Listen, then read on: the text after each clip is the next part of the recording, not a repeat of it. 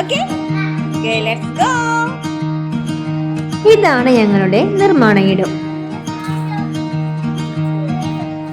പുറത്തെ ശുദ്ധവായു ശ്വസിച്ച് നല്ല ശാന്തമായ അന്തരീക്ഷത്തിലിരുന്ന് അവർക്ക് ഇഷ്ടപ്പെട്ട ആക്ടിവിറ്റീസ് ചെയ്യുമ്പോൾ കിട്ടുന്നൊരു സന്തോഷമുണ്ടല്ലോ, അതൊരു വേറെ ലെവലാണ്.